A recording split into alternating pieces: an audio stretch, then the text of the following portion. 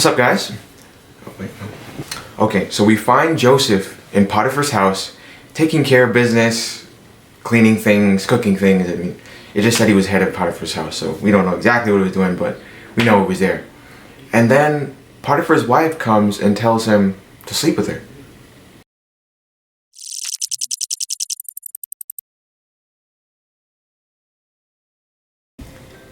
Throughout Genesis chapter 39, we see it said that God was with Joseph.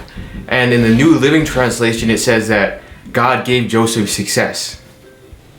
Now, because of this, Pharaoh's manager, Potiphar, noticed, and he placed Joseph as head of his house. Now, there are two observations we make here. First, when the Lord is with you, you have success.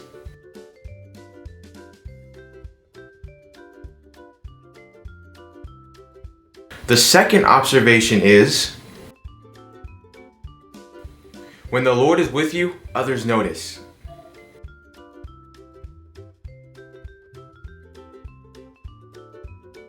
When reading Genesis 39, I think there are two important verses, verse 8 and 9, that we need to look at. He wouldn't do it. He said to his master's wife, "Look with me here. My master doesn't give a second thought to anything that goes on here. He's putting me in charge of everything he owns. He treats me as an equal. The only thing he hasn't turned over to me is you. You're his wife.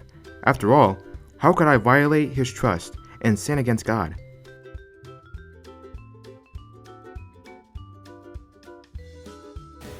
Now, Joseph didn't simply refuse to do something that he knew was wrong, but he said, "I don't want to violate his trust and sin against God." When you have God close by and he's close and he's in your heart, you're able to face challenges with the right response, and that things that challenge your principles and beliefs. Let's look at 1 Corinthians chapter 10, verse 13. No test or temptation that comes your way is beyond the course of what others have had to face. All you need to remember is that God will never let you down. He'll never let you be pushed past your limit. He'll always be there to help you come through it. Now that brings us to our third observation, which is when the Lord is with you, people notice, but it often attracts those who have the wrong intentions. Having God with you will often attract people who have the wrong intentions, and they will offer you things and attempt you to do things that you don't believe are right. Now, this was not just a one-time thing. This was actually happening day after day after day, and finally she had enough and she decided to accuse him of assaulting her, and she also took a part of his robe for evidence. Joseph placed having God's presence with him over the pleasures of sin, and this ultimately shows us where his priorities were.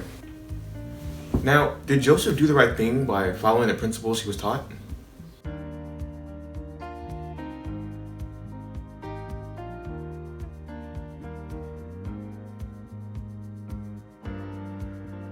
Hopefully you said yes, and if you have siblings and they're constantly pestering you and asking you for something that you've already said no to, it's pretty hard not to snap. Now, when we have the Lord with us, we will often lose things. Look at where Joseph ended up at the end of the chapter. But he was able to maintain one thing. Read the last portion of chapter 39. So next time you're faced with temptation and need a way out, God's got you. And he's also placed the right words in your mind.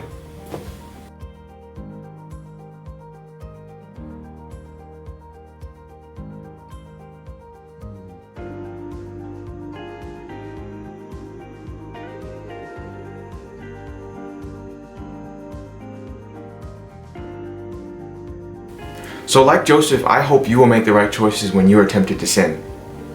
I'm pretty sure Joseph was thankful for all the lessons that his father had taught him and all of the things that he learned growing up. And I'm not sure he was thankful for it at the moment, but later on in his life when he became an adult, he probably was very thankful for everything that he learned through the years. Do you need success in whatever you do?